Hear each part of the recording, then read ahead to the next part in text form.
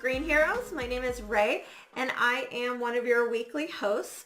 I am joined by my other two weekly hosts, Ryan. Hello.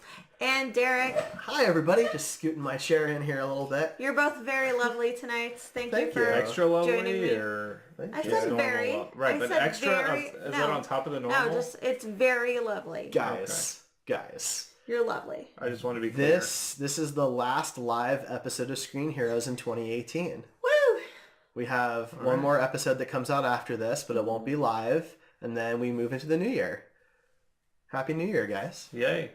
Happy New Year. Woot woot. Woot woot. Not even Christmas yet. Not even. No. No, not quite. Not quite. So what are we talking about today? We are. What are we talking? We are talking about. We're reviewing Into the Spider-Verse this evening. If you haven't checked that out, then you can stick around for another 15 minutes or so while we talk news, and then pause and come back after you see the movie. And you can watch the Quick Movie Takes episode where we talk about Spider-Man Into the Spider-Verse with our spoiler-free thoughts. That's available on Facebook and Twitter at Heroes Podcasts. It's there, I promise. Exclusively on Facebook and Twitter. Right. And we for the first time ever, we use the Facebook's automated caption technology. And so if you just want to laugh, go check that out. Yeah. But that's spoiler free, so you can check those out. So let's dive into some news. First of all, Into the Spider-Verse won the box office, and it completely destroyed everything else out there. Including Mortal Engines, which is Peter Jackson, so that's a pretty big one for it to be. That's upsetting. Well, so let's temper some expectations here a little bit. Like, yes, it was significantly won the box office, but this was not a big weekend in general. No, it was not. But I mean, going up against, Peter Jackson is a pretty huge force. When people see his name, they go, the director of the Lord of the Rings. Sure, but he didn't direct Mortal Engines, and the Hobbit movies kind of made some people cold on him. But Spider-Man did break the December animated movie record. So it brought in $35.4 million about. That's a lot. Which is pretty good. The Mule took second place at 17 and change. So, funny thing about The Mule, that is Clint Eastwood's newest film. It is about this old man who got involved in being a drug mule. He just gets caught up in some bad stuff. The demographic for this movie, the reason why it got number 2 is because every over 50 person who lives in the Midwest went to go see this film. I'm not kidding. The demographics for the map was hilarious. It was just right in this in the Bible Belt. Yeah, and everybody who went to go see it was at least 50 or older. Wow. Yeah, because younger people probably went to go see Spider-Man or the Aquaman showing or Mortal Engines. Right. And then Wreck-It Ralph and Creed 2 are still in theaters. So. And The Grinch took 3rd place. Right. Yeah. The Grinch is still doing well. It's hanging in there. It never once won the box office, but it's doing the long haul thing. It is, yeah. I mean, it's a good holiday film. It's, family friendly, so you can take any kids to it and things like that. Just any kids, not yours. Just steal a kid and just go. Grab any child. I meant age-wise. You don't have to worry about the age for the kids. So steal a kid of any age. That's what Derek is telling you. So for some perspective, Derek condones stealing kids. I do not. So Mortal Engines brought in just under $7.6 million. Wow, that's really with bad. A budget of $100 million. So let's talk about Mortal Engines for a second. You and I went to go see it. And yes, we did. It is a really fun movie. It's a good concept, and the world building in it was the most impressive part, I thought, of the entire film.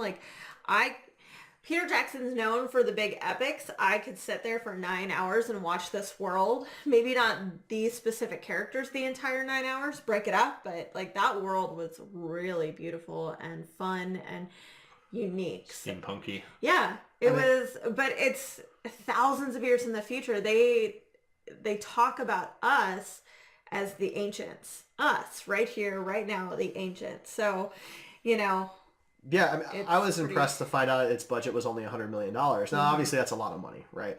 But when you're talking about, movies are getting 160, 200 million, 250 million at times. 100 million, that's only 10 million more than Spider-Man. Which is a fully animated feature. Mm-hmm. So that's pretty impressive that they were able to pull off what they did with almost half the budget of the other big blockbuster films that came out this year. It was good. I mean, I really liked it. I think if you like dystopian future sci-fi type stuff, then you should go see Mortal Engines. I think you'll have a good time. It's not a masterpiece, but it's definitely better than a lot of movies that I've seen in 2018. Well, out of all the YA novels that people have adapted over the last few years, like where do you rank it versus Hunger Games and so Maze Runners or whatever? God, so I haven't seen the Maze Runner movies, so I can't say to those. I actually would rather watch this than Hunger Games. I agree, and I'm a fan of the Hunger Games. Yeah, I'm a fan of the Hunger Games. I really enjoyed it, and I think that this was a better story. Characters were cooler. The world was just a lot more fun. There's a lot needs to be more steampunk, like there's not a lot of steampunk movies. When you think steampunk movies, you think Wild Wild West, Time Machine. Yeah. That's there's an animated Disney one, Treasure Planet. Yeah, Treasure Planet's very steampunk. But other than that, there's really not that, So I'm happy for the steampunk fans to get something that's expanding the universe. Hopefully this gets a sequel and they get to have a whole... I would like to see it. There are 4 books in the series right now. And there's a prequel series, too, that has at least 3 novels in it that I know of. So there's a ton of content. The stuff here is just so fascinating that I'm going to dive straight into the books. I have to get them now. You should try reading them instead. No, I think I'm going to go head first. Okay. You do you. Now, it has opened in some other markets. It's made about $35 million in other markets. So it's cracked 40, but on a budget of 100 plus marketing, it's probably got to break even to see a sequel. Yeah. So we'll have to kind of wait and see if there's any... At this point, the things that'll help it is word of mouth, or it could get the Princess Bride treatment where the DVD and Blu-ray and home video sales are way beyond expectations. So, and word of mouth will help that. Yeah. Now, one last point on the box office is, so Aquaman had a special Amazon Prime screening this weekend. For Amazon Prime members, it brought in a little over $3 million, which actually means it would have been number 10 in the box office this weekend. But they were only showing it on one screen pretty much at all the theaters. So it's not like a lot of other movies get multiple screens when they open on their opening weekend. Well, there was one screen. Yeah, it wasn't like it got multiple showings. I just think it's relevant because it made, with that in mind, with those restrictions, it made almost as much as Fantastic Beasts and actually beat Once Upon a Deadpool. Yeah. Which is interesting. That was Once Upon a Deadpool's opening weekend. So, that's promising for Aquaman, especially considering the international numbers. And that's what we're reviewing next week. I imagine out of all the films that are coming out this weekend, Bumblebee, Mary Poppins Bumblebee Returns, is 97% on Rotten Tomato right now. Aquaman. I know, it's so weird. Those are 3 huge films. I think Aquaman will still take the box office. It will. You think Bumblebee will beat it? Bumblebee will probably win the weekend, especially with, that 3 million going to this past weekend as well. Okay, that's fine. The international box office is promising for Aquaman and everything, but this Transformers movie seems to be a completely different direction for the franchise. Yeah, it's kind of a soft reboot from what I can tell. Yeah. Yeah, and so I think that's going to bring a lot of people back to the franchise. Like even Are you going to see it? No. Like we're gonna go see it, Ray and I, and that's not something. Well, you guys go see a lot of movies because of your A-list, membership, yeah. But I haven't seen the Transformers movie since the first live action one, so I didn't see any of the sequels or anything like that. I've read about of those movies. You're picking Bumblebee, or are you going to see multiple? I'm picking Bumblebee. Okay. I didn't know if you're going to go see Mary Poppins also. Well, I'm gonna go see. Oh well. It doesn't. It doesn't open. It opens on the 21st. Are you sure? Yeah. Okay. Well, we're not seeing it opening night. So fair enough. Originally, it was not coming out this weekend, and the date must have moved. So that threw me off. Anyway, moving on. So there is a little bit of spider news just to relate to Into the Spider-Verse. Since it did so well, they've been talking about spin-offs from the beginning, and I think that's a very smart move on Sony's part. They want to go with a Spider-Gwen in her universe, and they're going to have other female characters join them. Now, the stupid part was 2 months ago when they announced all-female cartoon movie. Now it just says they're having Silk and Spider-Woman join her, and I think that is a much better way of advertising and marketing that, getting the hype around it, because when you put all female, then a large portion of the male demographic believes that you're going for a political stance when it just means you want to focus on like a few female characters. You have 3 female characters leading a film, and it's a similar like Charlie's Angels vibe and kind of thing. It's not straight up just for women or just for men. You're like, these are the characters we're focusing on. So all 3 of them have current comics out right now, so there's a lot to pull from too, a lot with them together.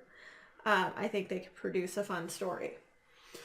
Yeah, I mean, I don't want to touch on it too much because we haven't reviewed Into the Spider-Verse yet, but I have a lot of thoughts about what that spin-off sequel could be that are very positive. I'm very much looking forward to it. I just don't want to give anything away before we talk about the first one. So I try not to be like, it's a gimmick when they go like, it's an all-male cast, all-woman cast, all, well, you know, they don't cast. say all-male cast ever. Well, that's a very good point, but it's always a minority. All black cast or all female or all gay. I mean, obviously, like Black Panther isn't a gimmick to use an all-black cast, pretty much. But I don't think it is in this case. I think Ghostbusters was its own thing, but I thought that was a gimmick in that case. But this one, again, I don't want to get into it too much because we haven't reviewed this. But yeah, I'm looking forward to that, and I'm definitely interested in that based on what I know of it.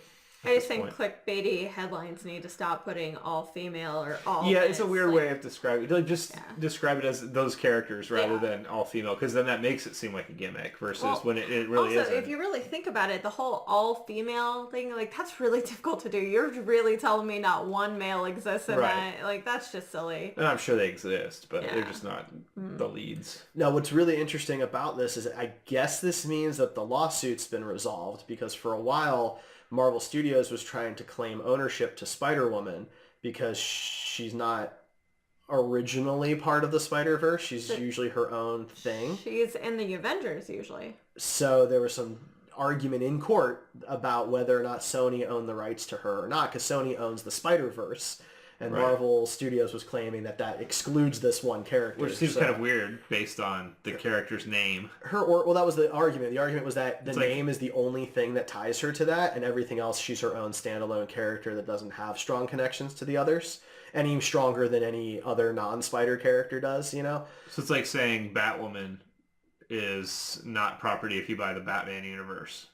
Because Batwoman doesn't really deal with Batman very much. No, it's not so much that she's Batwoman. Batwoman is more closely related to Batman than Spider-Woman is to Spider-Man. I don't know much about Spider-Woman or Batwoman, really, to be fair. So. But I'm assuming that this has been resolved and Sony confirmed their rights to the character. So, which is cool. I mean, I think it makes sense.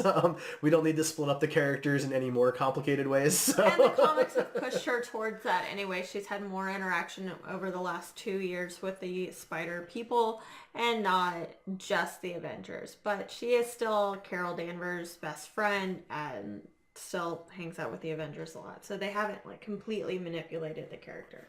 And, you know, for all I know, the lawsuit was taken care of a couple of years ago, and so Marvel Comics just decided to roll with it and move the comics in that direction. Yeah. You know, I don't know when this was resolved. Having this announcement is the first confirmation I have that the lawsuit has been resolved. So. I don't know. Yeah. So, Dark Crystal. Woo! Finally some news about the Dark Crystal. Photos and casting, oh man. Oh my god. It's an info dump, basically. Yeah, Dark Crystal casts everyone you've ever loved and everything. Yeah. So hitting the list up. Oh, wait, let's just do like a quick, what is it first for people who may not know. It's a Netflix show, I think a prequel show. It's a prequel. 10 Age episodes. of Resistance, correct? It's like 1,000 years or something before the Dark Crystal takes place. Puppetry, practical effects, not CGI. I mean, I'm sure there'll CGI involved in the whole thing. Yeah, magical effects. Right, the creatures aren't going to be made of CG or anything like that. Yes, that's the So we've had like no information other than that. There's been some sketches. Couple images that but really the sketches, and then there was like a single teaser where you kind of see a Skeksis, but it's really grainy. Right. Other than that, no news. So then this week we got a huge cast list, which just to name some of the names, if you're a film person, then you probably will know a lot of these. Taron Egerton. Who's the guy from Kingsman? Nathalie Emmanuel was from Game of Thrones, I guess. I'm not sure what character. You got Helena Bonham Carter. You got Natalie Dormer. Eddie Izzard. Mark Strong, Mark Hamill, Harvey Fierstein, Jason Isaacs, Keegan-Michael Key, Simon Pegg, Andy Samberg. Jeez.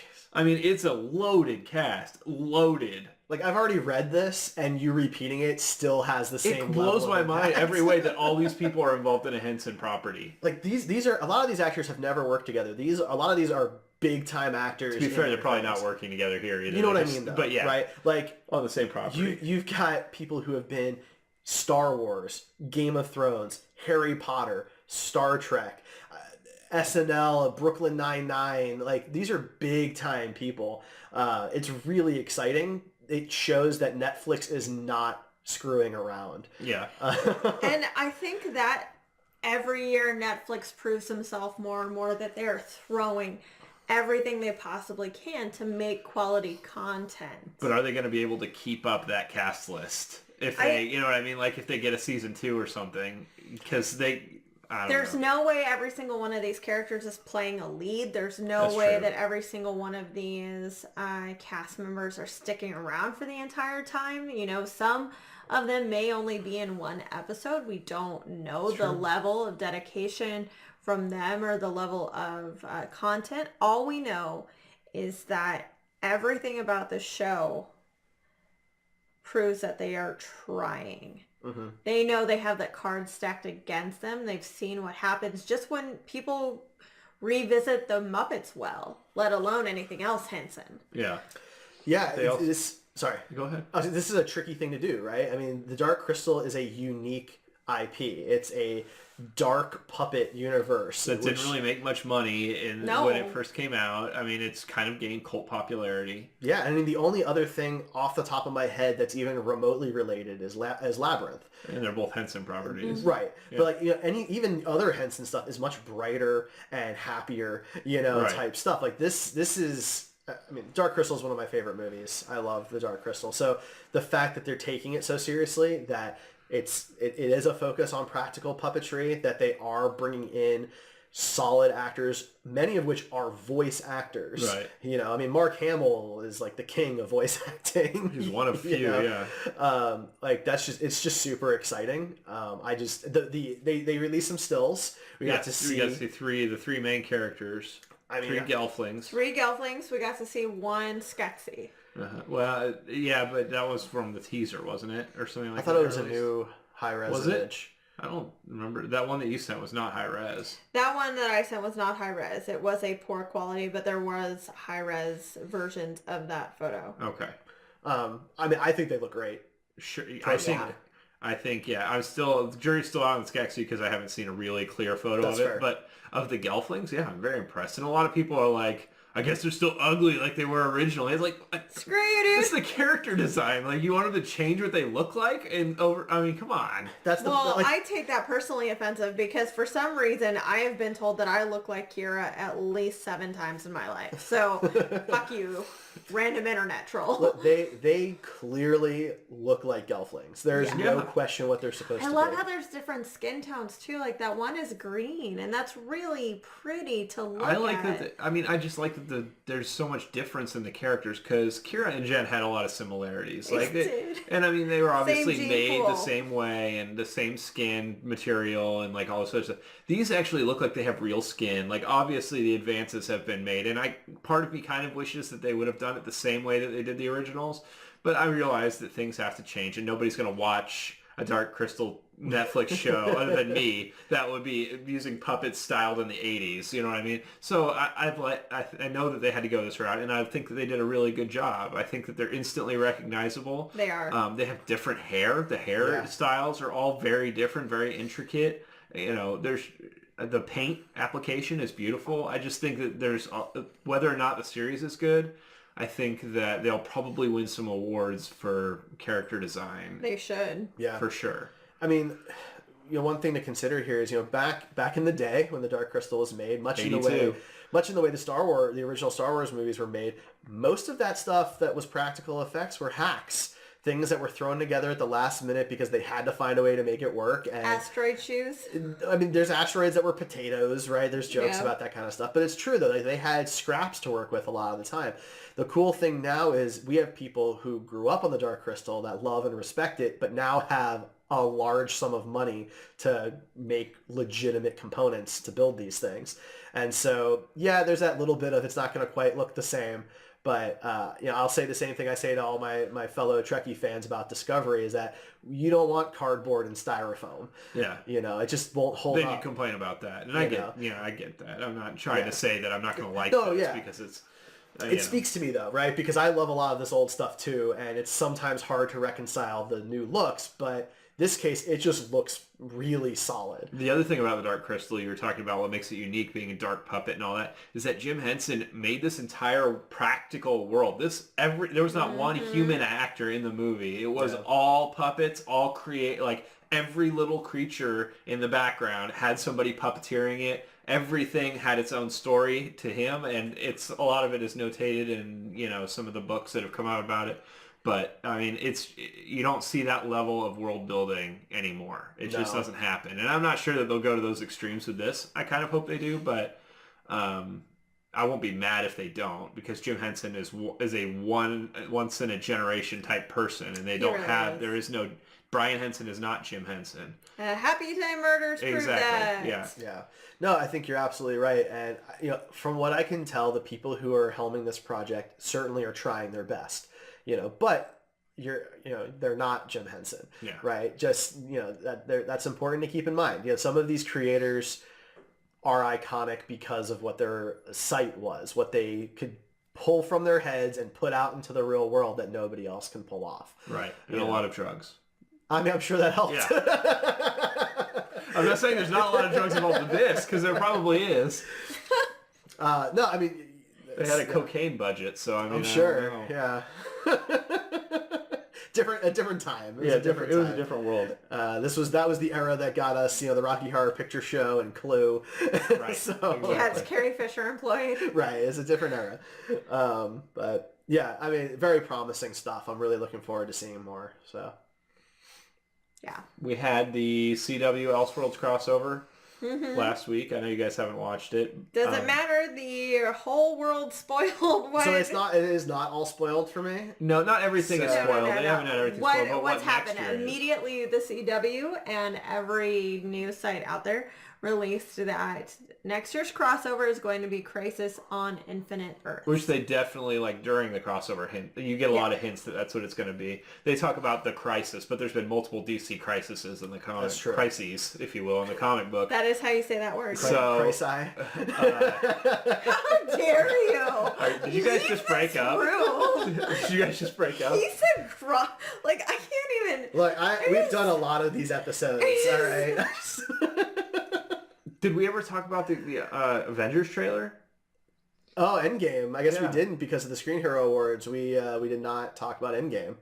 So I guess we can talk about that. We got a full trailer. I mean, we don't need to spend a lot of time on it. It's just been kind of talked about. I'll tell you what we didn't get. We didn't get a Far From Home trailer yet, even though everybody's been predicting it every other day for the last 2 weeks. I thought that was Avengers they were predicting. No, so there was both. Oh. Because what was supposed to happen was Avengers was supposed to drop on a Wednesday or Thursday, and then on Friday was supposed to be Spider-Man. The internet says it was supposed to. Yes. Okay. And so they kept getting, so the Spider-Man one keeps getting delayed. And if people keep saying that it's going to drop, eventually someone's right. Right? You know? If I come out and say, well, Spider-Man Far From Home trailer is going to drop this week, and then next week I go, yeah, I guess it's going to be this week. At some point I'm right. That's true. I know they have, there's been the suits from the movie have been on display. I know that they had the stealth suit on display somewhere. Oh, did they?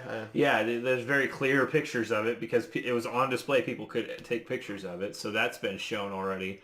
So it's kind of weird that the trailer hasn't come out, but they're already showing the costumes in person I mean, the trailer's been a weird situation. I'm wondering if there's maybe a special effects problem or something that they're waiting on for something to be finished. We could do an entire podcast episode speculating about Phase 4, and I think we have done an entire episode, as well as breaking down the Avengers trailer, just piecing bit by bit together. My favorite thing, I honestly can't wait to see which scenes are completely separate, but were put together to make it look like everybody's really convinced that the Cap Natasha scene and the Ant-Man at the door is two completely different parts of the movie. I mean, I'm convinced none of the trailers in the film at all. I did think it was interesting. First of all, R.I.P. Cap's beard. Right? Like, I The didn't biggest realize. loss for Infinity War. When it got dusted, that was the only time I cried. But I instead smirked a we've little got bit the first time I Hawkeye saw that Mohawk, We kind of. got, I thought it was like dreads. It was I don't know like- what it was. Yeah, we had Hawkeye's That's Ronin. all of a Yeah. sudden cyberpunk for no Yeah, reason. guessing his family got dusted, so that's I would really imagine. cool. He has a sword now, so he's So, not just bow It would guy. be 10 times cooler if there had been an infant on a papoose. Like, Oh, like one kid made it? yeah, like if the infant made it, Okay. mom and the two older kids passed away I thought that or would've like been less snapped. cool. Whatever. I don't like kids. Anyway, There's a time gap there. It wouldn't be an infant anymore. He'd be a toddler. did you know that, or did you notice that Cap was wearing a stealth suit? Yes. What's from up with Winter that? Soldier. I'm Because not obviously that complaining. scene takes place in the past. I'm not complaining because that's by far, I think, the best Cap suit that they've had on screen, and my favorite for sure. That's a hard one for me. I really like the World War II one. I do too, but I think that the stealth suit, in terms of like, The I don't only know, his one functional that suits. People really seem to not like is the first Avengers Oh, one, God, and that that's helmet. because like Captain it Puerto was, Rico? Yeah. Well, and the helmet was bad. It was real bad. I get it. They wanted him to be very bright and vibrant, and it'd be a little on the comic booky side of things. Yeah. But it didn't quite hit the screen right. Yeah.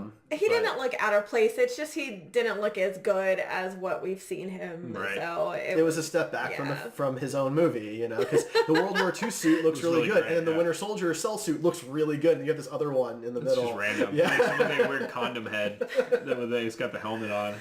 wow. But anyway, no, I mean, like, we don't know much, right? We know that It didn't give anything away, really. No. And There is I a am weird so rescue thankful about that. placement. Like the Yeah. word rescue. When Iron Man is on his, recording his message, he says, "Nobody's coming for my rescue." He said that. Yeah. So, I mean, You obviously said there's that very loud. It speculation. was a huge spike. That's perfect. That's what I was going for. It sure was.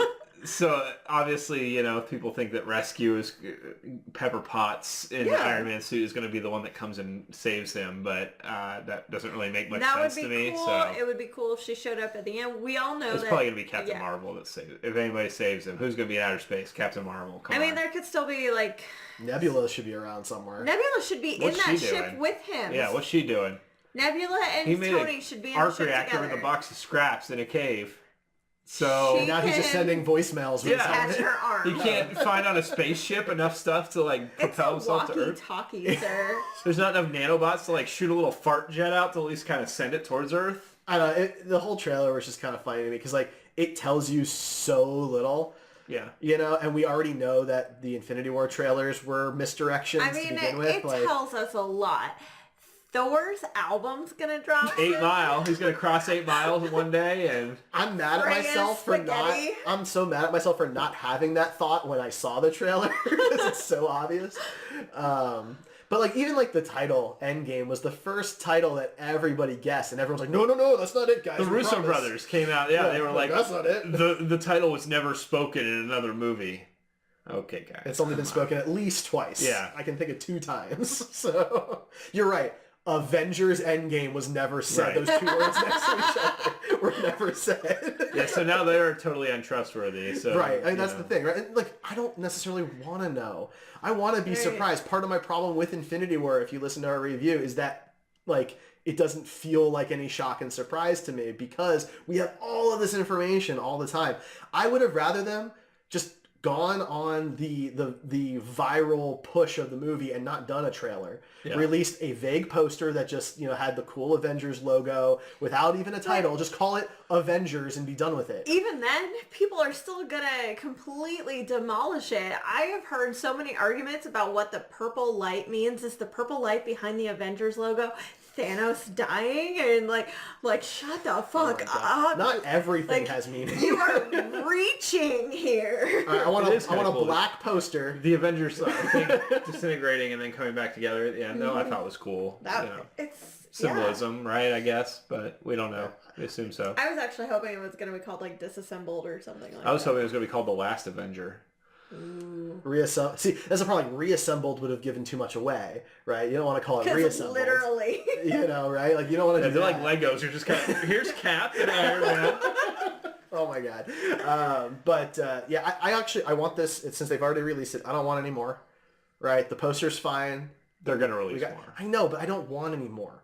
All right? I want to be surprised There's by going to be a movie. teaser after Captain Marvel, 100%. I just want full character posters. Like, they could be wearing exactly what they did, but I love the character posters. That's when I get I want to hyped. see their Quantum Realm suits. That Give us they- the official looks the of the Quantum toys. Realm suits. I want them to release Avengers Endgame character posters where they're all wearing what they wore in the first Avengers movie. No. That's what I want to see. Get the hell That's what out I of wanna here. see. How dare you? Because that would be just I don't want to see peak. Cap in that suit again. That's peak trolling. All right, guys. We've literally talked about the news now more than we're going to talk about Spider-Man. Yeah, we have to take a quick break. We will be back in 30 seconds or less. Do you like Star Trek? Because over at Red Shirts and Runabouts, part of the Heroes Podcast Network, we absolutely love Star Trek. Join us every week with me, one of your regular hosts, Gregory Bosco, as we talk about your favorite characters, your favorite movies, your favorite episodes.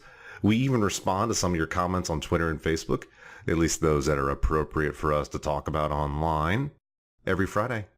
Red Shirts and Runabouts. See you next week. Welcome back, everybody. I hope you enjoyed that advertisement. Buy whatever it is. It was for Red Shirts and Runabouts. Oh, okay. Well, listen to that show. Yeah. Let's talk about Spider-Man Into the Spider-Verse. Guys, what did you think about this new movie? Ryan, you go first. Well, I started first last time. Make Derek start first. Derek, start first. That's right, Derek. I think this is my absolute favorite animation style. Kingpin aside, we'll get to him. But other than him, this universe looks so fucking cool. The animation drew me in immediately, like during the first trailers anyway. But being able to just watch a full 2 hours of it was just really pleasing. I love that style. The style is awesome. Ryan. I think this was my favorite superhero movie this year. Yeah, I think so too. Yeah, I think that's fair. I mean, I really, really enjoyed it. It might be my favorite Spider-Man movie too. It's I'd say I put Spider-Man and Spider-Man 2 over this one, but I still really enjoyed it. Yeah. I mean, it was still a great Spider-Man movie, and it brought characters that people had no idea existed because they aren't Spider-Man fans other than the movies. I was very pleasantly surprised. I hoped it would be good, and it did not disappoint me. Yeah, so maybe spoiler alert, because I don't know how long we'll be able to stop from like talking about specific we're going things. in. We're diving. Yeah, I definitely think it's the best Spider-Man movie. As much as I love Spider-Man 2, I love Spider-Man 2. I think this movie might be better. It's definitely my favorite superhero movie of 2018. There's no question for me about that. The way they were able to bring in characters from alternate dimensions without it feeling heavy and convoluted and clunky. And not needing a ton of exposition as to what's happening. Right? Like, they got their little intros, and that kind of became a meta joke in itself, and that was really fun for me. Like, it had some really serious moments, it had some good emotional moments, but it was still lighthearted and tongue-in-cheek, and just everything about it shined. So many Easter eggs, too. And they were all done with a great respect and not, like, taking you out of the movie. Mm-hmm. Tons. I mean, I'm not, as people know who listen to the show, I'm not like the Marvel expert or anything like that. But even I was like just catching things left and right. It was crazy. Well, yeah, even if you're only a fan of the movies, I mean, you get reference to Spider-Man 3 right away, really early on with the dance scene where he's like walking down the thing. You get a reference. All three Spider-Men. I mean, basically, when he explained, like when Peter explains who he is, he basically explains the plot of the original trilogy. Yeah, you get to see him holding the train, right? That's a reference to Spider-Man 2. The upside down kiss with Mary Jane. Upside down kiss. The car that flies into the restaurant. Holding the two halves of something boat together, which is obviously from Homecoming. Yeah. And that was all done in like the first 20 minutes. I mean, it was and didn't feel out of place. But the whole time I was like, that's cool. And I'm sure, people who are even more casual fans than I am, which there's not a ton of, but they were probably even more excited that they could pick up on those references. Yeah. They weren't deep cuts. No, there was just so much though. So let's go by this character by character. I feel like that's the best way to do it. Let's talk about Miles. He's our main character. Yeah. What'd you guys think about Miles as a whole? I loved seeing him get his powers and handling it in a universe where it already existed, right? Because we've only really seen Tobey Maguire's... I haven't watched the Amazing Spider-Man movie, so I haven't seen the Andrew Garfield. Andrew Garfield ones. But, Tobey Maguire got his origin story, Tom Holland didn't, right? So I've only really seen the Spider-Man origin one time on the big screen. And so it was really interesting to see Miles struggle with the hand sticking and his senses and all that, but at the same, flipping over the car, but at the same time, he's also seeing these things happen to a comic book character that's based on a real person in his universe. That's just super different. That's really unique. We don't really have that, right? Most of our superheroes, there's exceptions like Black Lightning, for example, but most superheroes exist in a universe where superheroes don't exist in any fictional sense. Right? In Batman's universe, there's not comic books that people are reading in Batman. But in this, Miles is reading Spider-Man comics that are actually based off of the real Spider-Man who, we watch die in this movie, right? It's super interesting. I just found that fascinating. But I like that he's got, he's got an interesting relationship with his parents. He's doesn't really want to do the prep school thing, but his dad, really wants him to succeed. And I can kind of relate to that type of familial pressure to do better, because what we don't get from Tobey Maguire's Spider-Man or even Tom Holland's is that type of parental upbringing, because his parents are never in the picture. So I like that quite a bit. I mean, you don't get that from any Peter Parker Spider-Man. Right, yeah. Right. I thought he was great. It's nice that that they have minority character, two different minorities, because, now there's a lot of kids that have no idea that, a lot of little black kids or Hispanic kids that have no idea that there's a Spider-Man out there that is half of each of those. And now they do. And he's making a ton of money at the box office. So, there's a lot more. That's going to make more people come and see it. Absolutely. So I think it's great. They're going to have somebody to look forward to. Yeah, the representation was really fantastic. They didn't shy away from either culture, and they did a great job of showing, not telling. He didn't have to say, I'm a Afro-Latino. And they also didn't do subtitles for the Spanish parts, which I thought was interesting. Yeah. You just got it by context and tone, and you don't need to understand the words to understand the meaning of what she's saying. Yeah, I love that his dad's a cop, right? Because you have that vigilante thing in a lot of superhero roles, right? Where there's the cops want to stop the hero. Well, and in the Amazing Spider-Man movies, Gwen Stacy's dad is a cop, right? And so that's true. So I guess you do get to see it there, but you don't get to see it in other heroes, right? It's not really a thing on the other Avengers, Justice League level heroes, and so it was kind of cool to see that it's straight up his dad. Yeah. In that scene that clips in the trailer, but it is a really cute moment though. When he drops him off at school. No. At the end. Oh yeah, I love you. I love you, officer. It's just super cute. I don't know.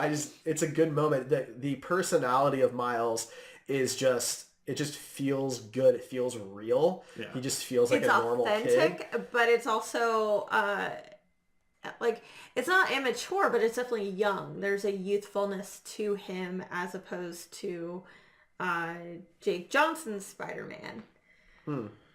So let's move on. Let's talk about our Spider-Men. I think we should talk about the Chris Pine one first. And then move on to Jake Johnson. Because they're two drastically different Spider-Men. I love that the trailer kind of hides that from you. Because it definitely caught me off guard. Yeah. I'm listening well, that doesn't sound like Jake Johnson at all. It totally caught me off. I like the idea that... So in school I studied philosophy, and I find the idea of the infinite universe theory and all that really well, yes, the DC multiverse, yes, is really interesting. Okay, I find it fascinating that any time that something could have multiple outcomes, all of those outcomes do happen in alternate realities, right? So there's a slightly different universe where we're just wearing different color shirts, or There's one completely different when we're all clowns. right, exactly. We're all gummy bears made of Jello, and I like these Gummy bears concepts. aren't made out of Jello? In this universe, they are. See, like that's the Do point. we eat ourselves when we get I mean, hungry? maybe in some universe you do, right? Like that's the point, right? And I love that. We should explore this further. This is a thing that The Screen Heroes multiverse. this is a thing though that scientists really study, and it's something that I've always found really fascinating. And to see it put to screen is very, very rare. Fringe did it with only 2 universes, and that was complicated enough for people to You aren't follow. going to go Ben Wyatt on us, are you? That was as far as I was going to go Okay. with Fringe. It's not something you see a lot. Star Trek has the mirror universe. There's some alternate realities there too, but they never really hit a bunch all at once. And this one does. I mean, we're basically living in 5 realities at the same time throughout most of this movie, and each character is able to keep their identity. And so I don't know. I just find that super fascinating. Okay. I mean, I thought it was cool, yeah. I don't really know where to go with that. But No? Okay. No, there's definitely some fun philosophy and science behind it all. I didn't really care about that as much. I just thought it was cool that they did it in a way that didn't need you don't need a doctorate to figure out. Yeah. And, it was easily understandable for everybody. But it's little things, right? Like the Chris Pine Peter Parker is the, quote, successful Peter Parker who has everything. And he's got, the chiseled jaw and the blonde hair, right? And Mary Well, Jane. he's also fit. only been Spider-Man for 2 years, as opposed, he didn't get his powers at 15 like the Jake Johnson one did. He got it when he was 24. He was already a successful working adult and knew about responsibility. I bet you anything he did not have the run-in or the incident where he became a pro wrestler for a little while. Right. That's true.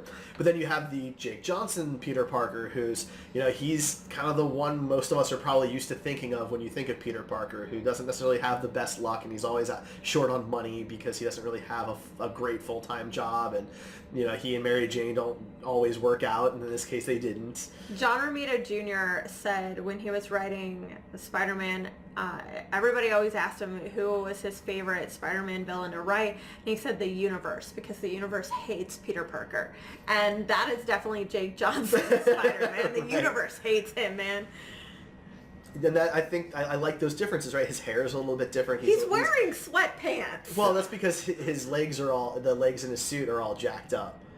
That's why he puts the sweatpants on. It's cute though, right? These tiny things. And then when they bring in the other Spider characters, right? You bring in Noir Spider-Man, okay? And there's just wind blowing. And they even comment, where'd the wind come from? It's wherever I am, the wind follows.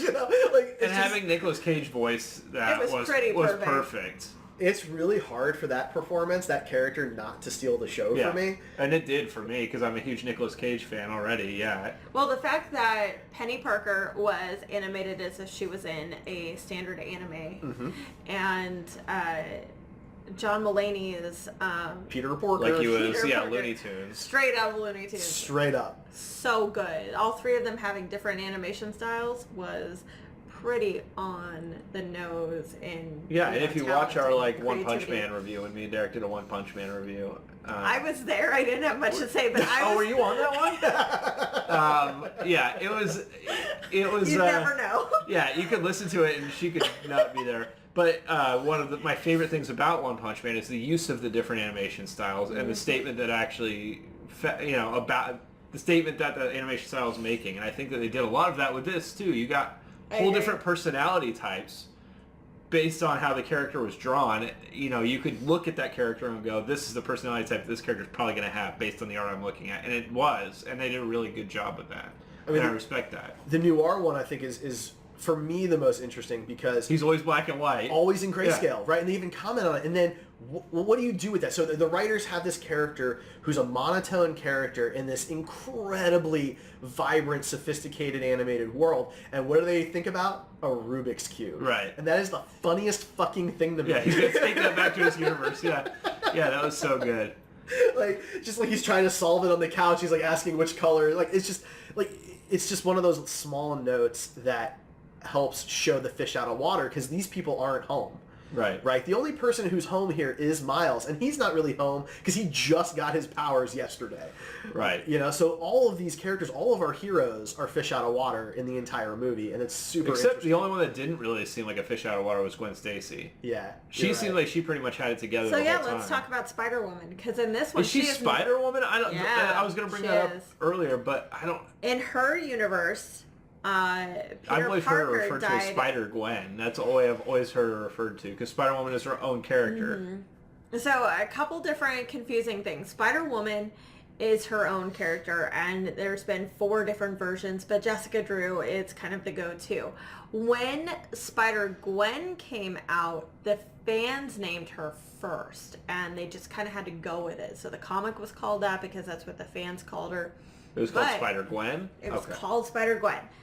But in her world, how Gwen Stacy got her powers, she was bitten and Peter Parker passed away instead of the other which way they around. covered that in the movie. But she is Spider-Woman because there is no other Spider-Women in her universe. Okay. And then when she... It's just confusing as for somebody who's a very light fan of that kind of... Well, now she stuff. goes by Ghost Spider because it doesn't make sense for her to go by Spider-Gwen and give that up makes her, sense. Yeah, her first I get name. that. And it is a little confusing, right? Because Spider-Woman has her own comic book, and she looks very different from Gwen Stacy. The costume itself is just incredibly different. It's almost opposite. Yeah.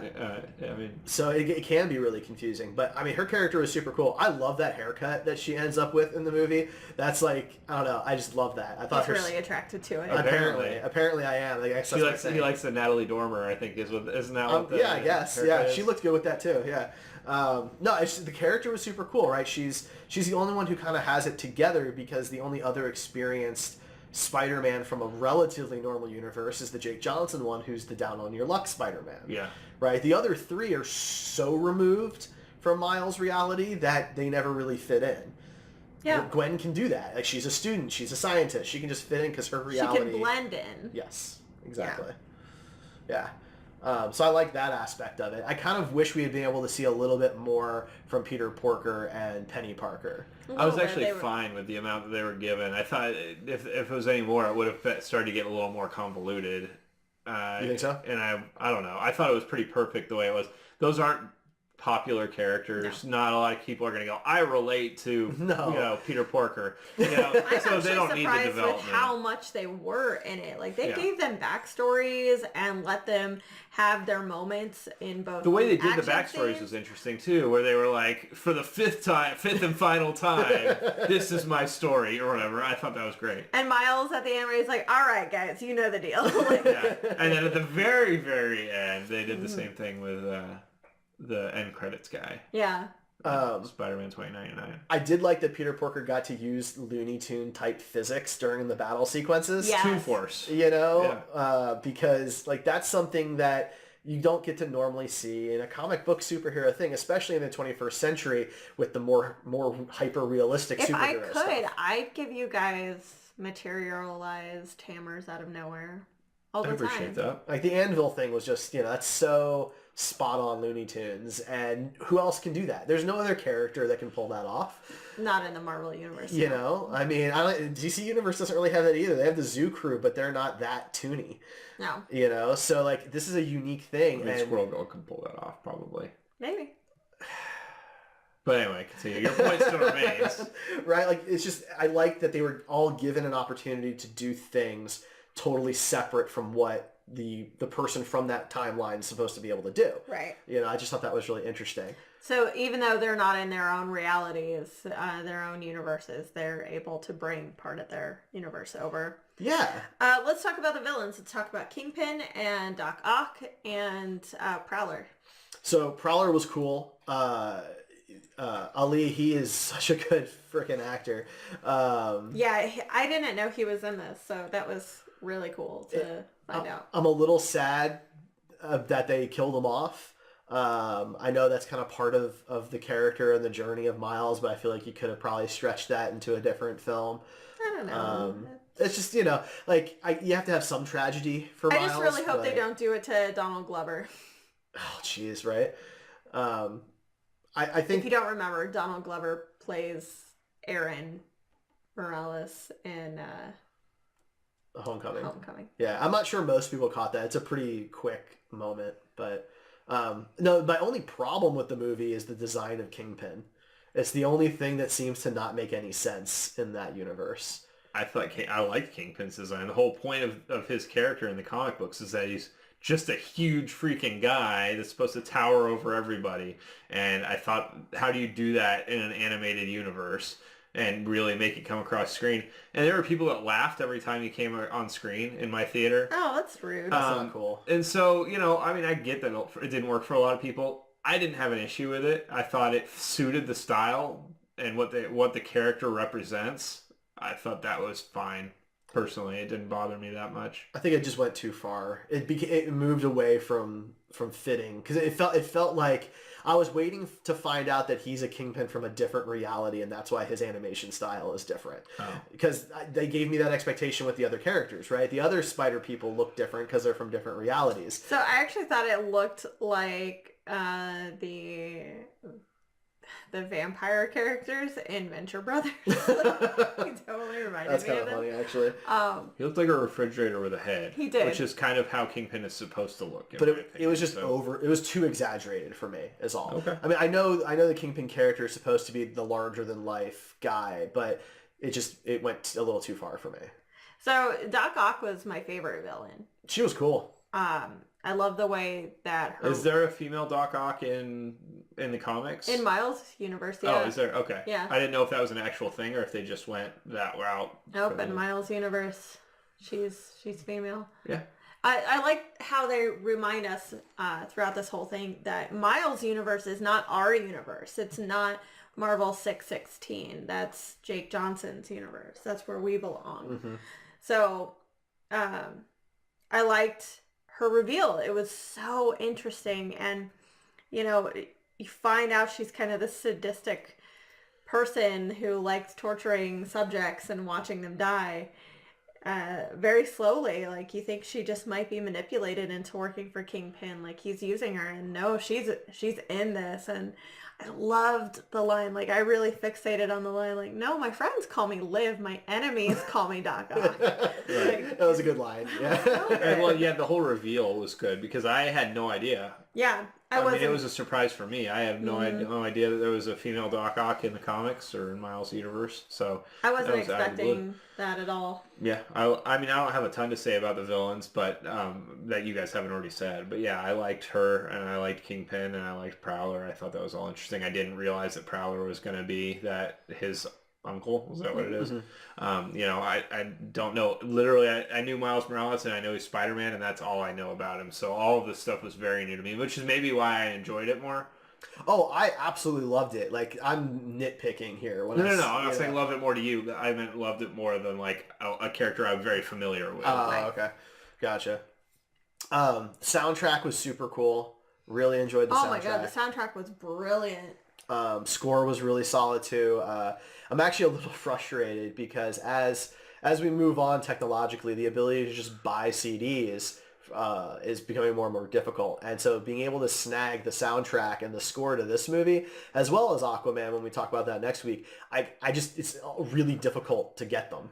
Yeah, you just go onto Spotify and go Aquaman. But I have to pay for it. Like this thing, I need a subscription, right? I have to pay for Amazon Music, right? I have to pay for Spotify. The thing is, I listen to a lot of different eclectic things, and Spotify doesn't have everything I want. Sometimes I just want to pop in my CD in my car, and listen to what I want to listen to, or something like that, without having to pay $120 a year to do it. So one of our watchers in Twitch right now is talking about the execution in the fight scene at the very end of the movie.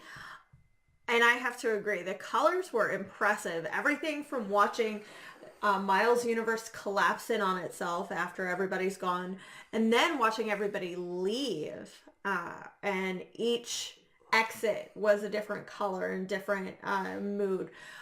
God, it was just so well done. The colors in this were brilliantly used, and it kind of showed how strong the animation in this movie is, because we've been subjected to a lot of movies in the 21st century that are, quote, live action, that use CGI that's just a jumble of junk moving around, right? And the Transformers are horrible with it. that's It's a great example. impossible to keep track of every character in all the fight scenes when there's 6 of them fighting and metal shards going everywhere.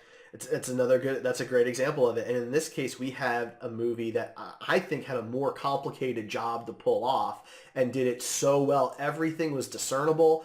You could see it. There was no just jumbled messes anywhere. It was all very purposeful.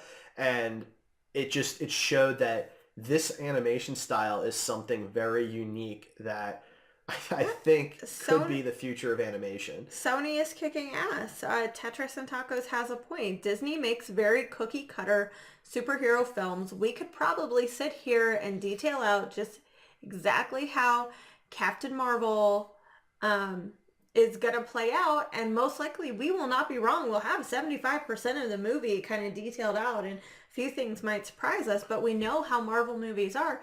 Sony's made 2 superhero movies this year, and they've both exceeded expectations for Sony. Now, I'm not saying Venom is a fantastic film.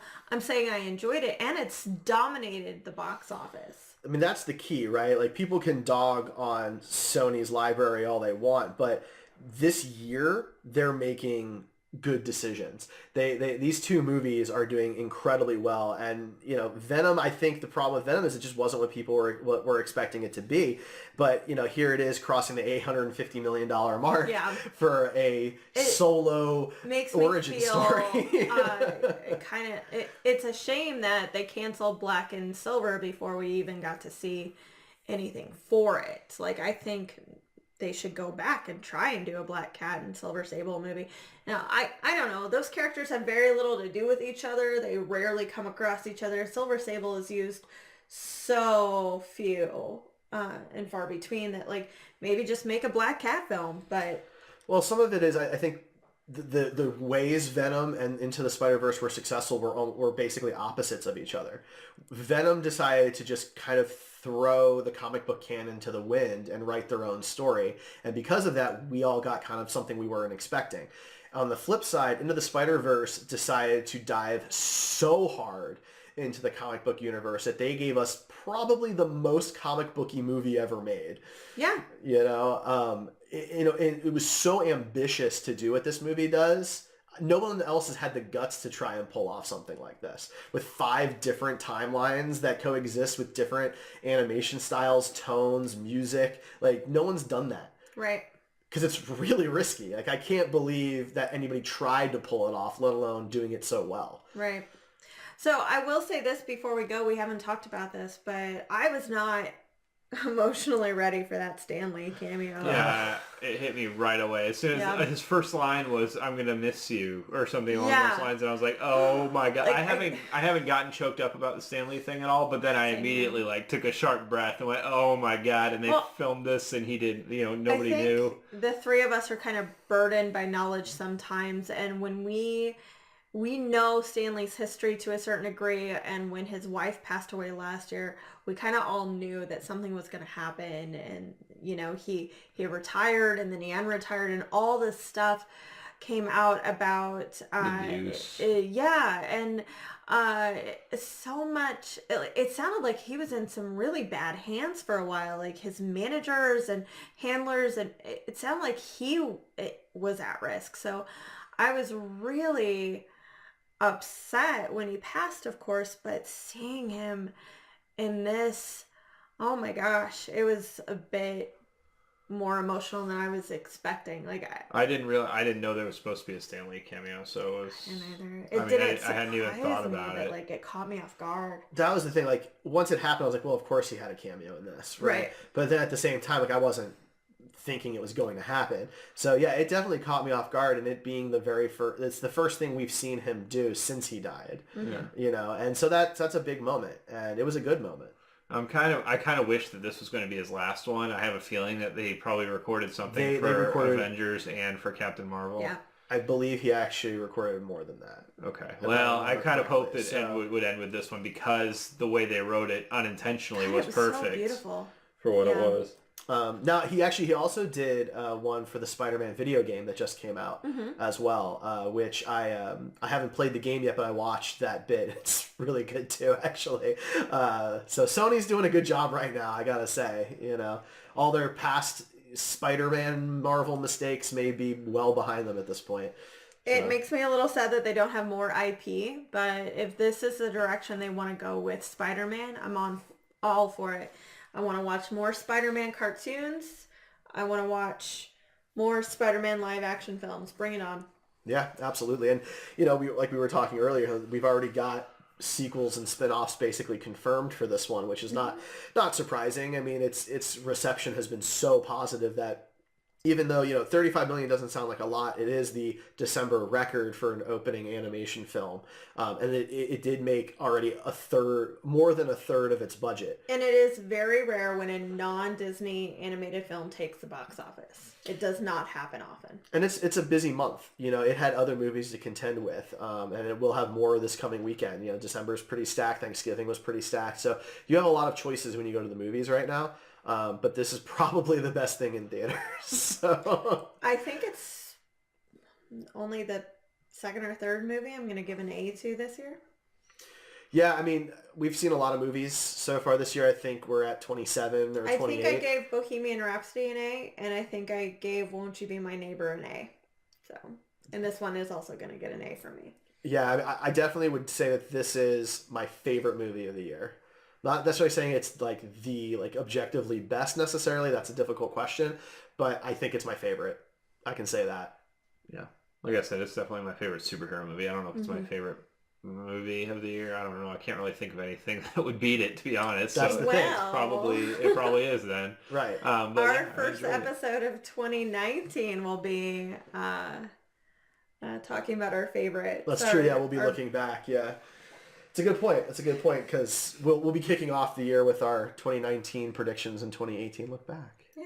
That'll be fun. Mm-hmm. What else do we want to cover on this movie before we wrap things up? Anything else? We'll do our letter grades, but I think we've talked about it. Yeah, I mean, there wasn't anything to pick apart. So no, yeah. I just want to say that I would be happy to see I would love to see more in this style from those other timelines. Spider-Man Noir, Peter Porker, Penny. I want Terry Crews. For some reason, all I could think of when I left this movie was I really want Terry Crews to voice a villain or something in this, or another Spider-Man. How great would he be as another Spider-Man? I love Terry. Terry Crews is just made for voice acting. I'm really upset that he hasn't done more I know. things. Gosh, he would have been great in a movie like this. He's my next Disney princess casting. I'm in. I love that man. But not Nicolas Cage. Princess Terry. But Noir Spider-Man, when I think about the character is super interesting to me anyway because of what it is. It's a late 1930s noir style he fighting talks Nazis. Like the old gangster. Yeah. old it's detective how the style. First season of Gotham, Harvey Bullock. He talks in the first season of Gotham. Fast talking wisecracking. But if you wanted to give me a Netflix style series that had 8 to 10 episodes a season and it was maybe my problem is I want Avengers Noir and X-Men Noir to work with it. I want it all together, and right now there's not going to be any of those companies playing nice. I can see that, but again, that's part of why I didn't really want Disney to buy 20th Century Fox. I kind of like having some of these stories segregated most of the time. Well, I don't believe that Disney is capable of paying the same amount of attention to the X-Men and Fantastic Four that they do the Avengers. So many characters get lost in the fold that, right. You bring on that many X-Men, I guess we're getting 10 more Wolverine movies, and that's it. So I think seeing a Noir Spider-Man series where he's by himself, just Noir Spider-Man. It's very windy where he's at. But it could be really cool. It could be the next Dick Tracy kind of thing. And I would be really, really into that. Especially if they did it a really old-timey animation style, the early Mickey Mouse and stuff like that. I like the style he was done in. I do too, but I think that if they went just really far into that, I don't know, it might be kind of cool. Not it really so separate far itself. back where Mickey was constantly bouncing. Yeah, exactly. But like near that, not like Yeah. Cuphead, but like getting After to that. where animation was still early on. You Like know, Jack and the the Beanstalk. Like the original Superman cartoons. Yes, Fantasia. Like that. Like, Exactly. I understand what you're saying. I mean, and that would be cool, and I would watch that. It would I really just- distance itself from everything else out there if it did that. I think. yeah. I was just really impressed with It's how like he a looked. kid's I Sin was City. too. You know, it kind of reminded me a bit about like Batman the Animated Series, right, where the show was made on black paper. Yeah. You know, like it's kind of like that's kind of how you'd have to make it. Yeah. You know, and I think we're due for another show like that. Oh And God, I would watch I don't it. predict it actually happening. I don't No. predict him getting his own movie spin-off No, or anything. But I don't either, but I'm just saying I would watch the hell out I of would it. Take all my money. So yeah, it's Spider-Man Into the Spider-Verse. It gets an A. A's around the board, guys. yeah. All right, guys. So next week, join us on Not live. Thursday. Yeah. Wait for the podcast to drop. It's our Aquaman review. And then we will see you in 2019. Yeah, so we will be back the week of January. Let's see. Okay, so we're moving to Fridays for release dates. We're staying on Tuesdays for the live stream. So our first episode of 2019 will premiere on January 11th, Yep. which makes Tuesday the 8th, That's how days work. right? Yeah. So January 8th will be our next Checks out. live episode of Screen Heroes. We will do our 2019 predictions and our 2018 look back, and then that'll kick off our year. Yep. Ryan, where can people find you? What's your handles? Well, on the internet. Oh wait. Dang it! You ruined it. Buster Props everywhere. Yeah. Derek, your handles. I am the Star Trek dude. I am Siren Ray. Join us every Tuesday night on Twitch, except for next Tuesday and the Tuesday after. Join us January 8th. Listen to us Friday mornings, Thursday mornings for 2018, Fridays for 2019. Yeah, we're at Heroes Podcasts on Facebook, Instagram, Twitch, and Patreon. We also have a relatively new TeePublic store with designs from all of our shows for the Heroes Podcast Network, Screen Heroes. We've got some really cool stuff out there. So please check that out. You can also tweet us at Screen Heroes Pod on Twitter. Thank you so much to Tetris and Tacos and Midnight Pearl for joining us in Twitch chat this evening. Absolutely. You can join us every Tuesday, but we will catch you next time, guys. See you next year. See ya. Bye.